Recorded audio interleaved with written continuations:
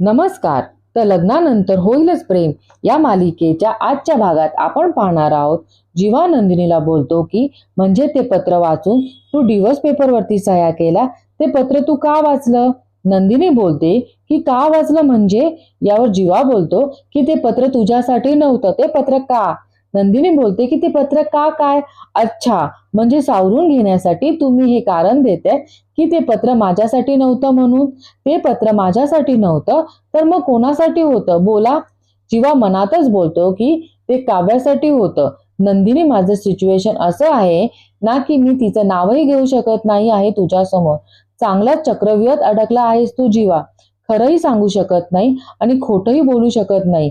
म्हणजे चुकीचं पत्र वाचून नंदिनीने डिवोर्स पेपर दिला आहे तुला. म्हणजे तिला डिवोर्स नको होता.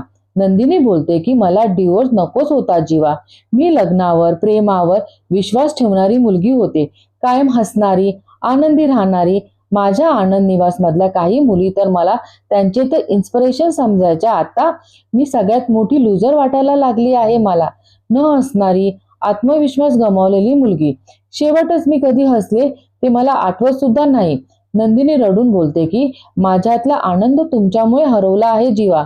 माझ्यातली जादू नाहीशी झाली आहे तुमच्यामुळे. तुमच्या मागे फिरून फिरून मी माझ्यातली नंदिनी हरून बसले. माझं हसू हरून बसले आणि यासाठी मी तुम्हाला कधीही माफ करणार नाही. आणि ती तिथून निघून जाते. दुसरीकडे आपण पाहतो की काव्य झोपलेली असते तेव्हा तिथे पार्थ येतो आणि तिच्या बाजूला बसून तिला बघतच बसतो. आणि त्याला आठवतं की काव्याने त्याच्यासाठी काय काय केलं होतं. आणि बोलतो की झोपेत मला किती भोळी दिसते ही फिसकारलेली मांजर. तेव्हा काव्या जरा हलते. तर पार्थ बोलतो, ऐकलं की काय? ऐकलं असतं तर आतापर्यंत वस्कन अंगावर आल्या असत्या. काव्या वैतागून, आपण कोर्टाची पायरी चढलो आहे, पण मला आता असं वाटतंय शहाण्या माणसाने कोर्टाची नाही मैत्रीची चढावी. आणि ती पायरी मी चढायला तयार आहे. आणि तेही तुमचा हात पकडून. आणि तिथे वीज चमकते तेव्हा ती घाबरून हात पकडते. पार्थ खुश होऊन बोलतो की कौल मिळाला. आता मी आपल्या लग्नाला जिंकवणार. देवा, मला माझ्या आणि काव्याच्या लग्नाला एक सेकंड चान्स द्यायचा आहे. आणि खूपच आनंदी झालेला असतो. तर दुसरीकडे आपण पाहतो की जीवा उदास होऊन नंदिनीचं सगळं बोलणं आठवतं आणि सीडीवर बसून बोलतो की इतकं हर्ट केलं आहे मी नंदिनीला. काय करू म्हणजे ही चूक सुधारेल? काय करू म्हणजे हे कोडं सुटेल? जीवाची आत्मा येऊन जीवाला सांगते की मी सांगतो ना, तू जीवा आहे आणि आपल्या तुझ्या जखमेची दवा आहे. तुला असं देवदासासारखं बघितलं म्हणून मी आलो. बोल, मॅटर काय आहे तू बोल. जीवा बोलतो की माती खाल्ली आहे मी. जीवाची आत्मा बोलते की अरे यात काय नवीन? यावर जीवा बोलतो की मस्करी करू नकोस रे. नंदिनीचं हसू पुसलं गेलं आहे कायमचं माझ्यामुळे. काय करू मी आता? जीवाची आत्मा बोलतो की सिंपल असतं रे. पोरींना खुश करायला काय लागतं? सिनेमा, शॉपिंग आणि सोनं चांदी. यावर जीवा बोलतो की नाही रे, तू नंदिनीला ओळखत नाही. या सगळ्या गोष्टी तिच्यासाठी मटेरियलिस्टिक आहे. तिला नाही मिळणार आणि आनंद, आणि कशाने मिळेल तेही माहिती नाही. जीवाची आत्मा बोलतो की अरे भावा, तुझ्या प्रश्नाचं उत्तर तुझ्या प्रश्नातच आहे.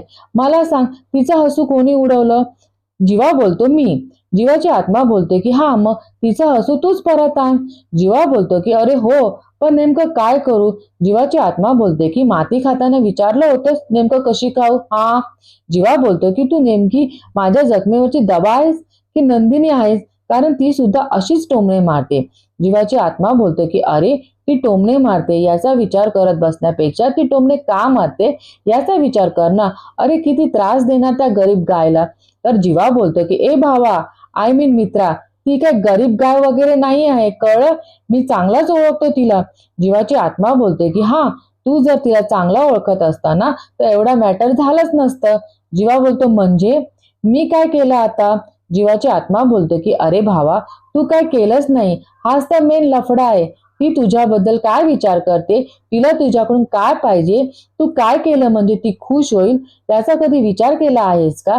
अरे ऐसान करण्यापेक्षा तिच्याशी लग्न केलं. ती बोलली होती तुला येऊन माझ्याशी लग्न कर. अरे ती आपली बिचारी गरीब गाय तुझा हार्ट जिंकायला बघत होती आणि तू काय केलं? तिचा हार्ट ब्रेक केलास. जीवा बोलतो की तुझं काय चाललंय, मी सगळ्या गोष्टी कबूल केल्या आहेत ना, मग तू काय ऐकवतोयस? इरिटेट करू नको, सोल्युशन दे. जीवाची आत्मा बोलते की हे बघ, जर तुला नंदिनीला जिंकायचं असेल, तिचा हार्ट जिंकायचा असेल, तर डोकं गरम होऊन चालणार नाही, हे मी आधी सांगतो आहे. हे बघ, तुला तिचा हार्ट जिंकायचा आहे. आतापर्यंत तिने तुला सहन केलं ना, आता तू करायचं. तिच्या तोंडाचा फुगा झाला असेल, त्यातली हवा तू काढायची. तू आता लग्न आधीचा जीवा बनायचा, कळलं काय? जीवा बोलतो की त्या जीवाला मी केव्हाच विसरलो. जीवाची आत्मा बोलते की अरे तोच तर लफडा आहे ना. हे बघ, ती नंदिनी तुला विसरायच्या आत त्या जुन्या जीवाचा हात धर आणि ती कशी हसेल तुझ्यामुळे, ती कशी खुश होईल याचा विचार कर. काय ना, तुझा मीटर डाऊन आहे, तो जरा वर कर. जीवा बोलतो की जमेल ना मला. जीवाची आत्मा बोलते की तू हे हो पुढे, मी आहे मागे. जीवा खुश होऊन बोलतो की ठीक आहे, तू बघत आता मी काय करतो, दाखवतोच तिला. जीवाची आत्मा बोलतो की तुझा स्क्रू ढिला आहे काय? तुला बोललो ना मी, फक्त दिखावा करू नकोस रे. तिला बरं वाटेल असं नाही, तर खरं वाटेल असं वाग. जे काय करशील ते मनापासून कर. हे बघ, जे जिथे हरवतं ना तिथेच सापडतं. तिचं हसू तुझ्यामुळे हरवलं आहे, ते तुझ्या जवळच सापडेल. फक्त मनापासून कर. काय तुझ्या साबून जरा स्लो आहे. डिवोर्सची मुदत फक्त 6 महिन्याची आहे. पटापट गोष्टी हलव. एकदा का तुझ्यामुळे तिचं हसू परत आलं की झालं मग. हे बघ, तुमचं लग्न टिको ना टिको, पण तिच्या चेहऱ्यावरचं हसू मात्र परत आलं पाहिजे. एकदा काय ते परत आलं की भावा, जुनी नंदिनी परत आलीच. जे काय करशील भावा, ते मनापासून कर, कारण नंदिनी तुझी लाईफ जॅकेट आहे. जीवा बोलतो की 1 मिनिट, हे वाक्य तुला कसं माहिती? कारण हे तर मी पत्रात लिहिलं होतं. जीवाची आत्मा बोलते की अरे भावा, आपण तुझ्यातला आवाज आहे. गरज पडेल तेव्हा आवाज दे, आपण हजर होणार. चल, ऑल द ऑल तुला. जीवा बोलतो की अरे ऑल द बेस्ट असतं रे. जीवाची आत्मा बोलते की स्वतःच्या चुका सुधार, माझ्या चुका सुधारतो बेन, आणि तिथून निघून जातो. जीवा खुश होऊन बोलतो की जीवा आता हार मानू नकोस. काहीही करून नंदिनीचं हसू परत घेऊन ये. आजपासून तुझं हेच टार्गेट. चकाचक बाई, आता तू बघत राहा. हा पसारेवाला आधीची नंदिनी आणि आधीचं हसू परत घेऊन येणार. तर दुसरीकडे आपण पाहतो की मानिनी बोलते की कॉन्सिलर, जे पिहूसाठी तुला कॉन्सिलरला बोलूसं वाटतंय. यावर नंदिनी बोलते की मी फक्त बोलले आहे, कन्फर्मेशन नाही दिलं अजून. मी म्हटलं एकदा तुमच्याशी बोलूया, तुमची काही हरकत नाही आहे ना? मानिनी बोलते की नाही नाही, हरकत काहीच नाही अगं.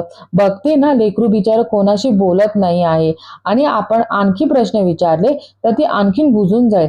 त्यापेक्षा तू बोलव कॉन्सिलरला.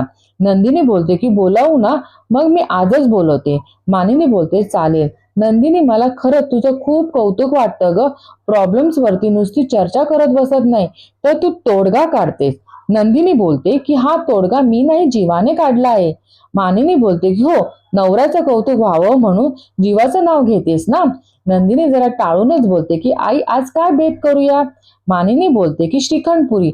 आज मला जरा श्रावणातलं नैवेद्य दाखवायचं आहे, म्हणून श्रीखंडपुरी. तू करणार आहेस? नंदिनी बोलते हो. तर तिथे जीवा येतो आणि बोलतो की ती एकटी का करणार आहे? शेअरिंग इज केअरिंग ना? मानिनी बोलते हो का? बाहेर जाणार होतास ना तू? जीवा बोलतो की जाणार होतं, पण पुऱ्याबद्दल ऐकलं आणि म्हटलं पुरे, आता बाहेर नको, घरीच थांबूया. नंदिनीला पुऱ्या करायला हेल्प करूया. मानिनी बोलते अरे वा. नंदिनी हसूनच बोलते की तुम्ही पुऱ्या करणार? मानिनी बोलते की हसू नकोस हा त्याला, माझी सासू वरून टोमणे मारेल तुला. अगं, याच्या आजीने याला खूप गोष्टी शिकून ठेवल्या आहेत. आजीच्या तालमीत तयार झाला आहे साहेब. नंदिनी बोलते की कमाल आहे, मला याबद्दल काहीच माहिती नव्हतं. जीवा बोलतो की अरे, आपने अभी तक हमें पहचाने कहा है, अब वो चीज है. मानिनी मध्येच बोलते की बाहेर जाऊन कर. जीवा बोलतो की अरे सॉरी सॉरी, मी तुम्हाला हसवण्यासाठी थोडी गंमत केली. तू बाहेर जा आणि आराम कर असं म्हणायचं आहे. आई, मला तुझी काळजी आहे. मानिनी बोलते की हो का, आणि तिथून निघून जाते. नंदिनी जरा रागातच बसते. दुसरीकडे काव्या खूप जोरात ओरडून देशमुख पार्क शेविंग करतच धावत येतो आणि बोलतो की काय झालं? यावर काव्या बोलते की काय झालं ते नंतर सांगते, पण हा काय अवतार आहे? पार्थ बोलतो की अहो, किती जोरात ओरडला, 2-4 हार्टबीट स्किप झाले माझे. काव्या बोलते की काल रात्री झोपेत तुम्ही माझा गैरफायदा घेतलात. पार्थ बोलतो की ओ, काय गैरफायदा घेतला मी? काही काय बोलताय?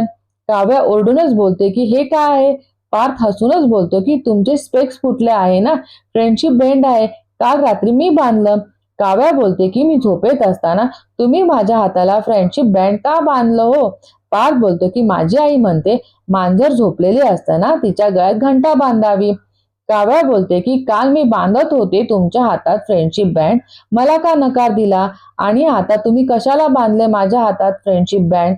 पार्थ बोलतो की काल तुम्ही दिवसभर मला फ्रेंडशिप बँड बांधा बांधा म्हणत होता, तो घरच्यांना दाखवण्यासाठी, पण मी हा जो फ्रेंडशिप बँड बांधलाय तो मनापासून बांधलाय. हे बघा, घरच्यांच्या समाधानासाठी आपण खोटं खोटं भातुकलीचा खेळ खेळतोय, पण त्यात काहीतरी खरं असावं म्हणून हा फ्रेंडशिप बँड बांधला आहे. लग्नानंतर होईलच प्रेम असं मला वाटत होतं, पण प्रेम आपल्यात नाही झालं. निदान लग्नानंतर होईलच मैत्री असं म्हणून मैत्री जरी खरी करूया. मी माझ्याकडून मैत्रीचा हात पुढे केला आहे. तुम्हाला नाही वाटलं तर जसा संसार नाकारलाय तसा मैत्रीचा हातही नाकारा. हा बँड काढून ठेवा, मी समजून जाईल. तर दुसरीकडे जीवा पुऱ्या लाटत असतो आणि बोलतो की भाई कसली गोल झाली आहे चपाती, इतक्या दिवसांनी करते पण हातची कला गेली नाही आहे माझ्यात. नंदिनी बोलते की करतात का मग पोळी भाजी केंद्रात काम? जीवा बोलतो की करतो ना, पण सोबतीला तू असायला हवी, आता आहे तशी. नंदिनी बोलते की धोंडा एकदा पायावर मारून घेतलाय तो पुरेसा आहे. जीवा बोलतो की मला धोंडा म्हणालीस? नंदिनी बोलते की नाही ना, चुकलं माझं, सरळ दगड म्हणायला हवं होतं. दुसरीकडे पार्थ बोलतो की आणि हो, हा बँड आज एक दिवस जरी तुम्ही कॅरी केला तर मी समजून जाईल की तुम्ही माझी मैत्री एक्सेप्ट केली आहे. काव्या बोलते की मित्र म्हणवताना स्वतःला, पण मित्राचं कर्तव्य पार पाडलं असतं. एखाद्याने मी अभ्यासात बिझी आहे माहिती आहे ना, एखाद्याने माझे तुटलेले रीडिंग स्पेक्स दुरुस्त केले असते, तेव्हा ती बघते तर ते दुरुस्त झालेले असते आणि ती पार्थला पाहतच असते. आणि आजचा भाग इथे संपतो. धन्यवाद.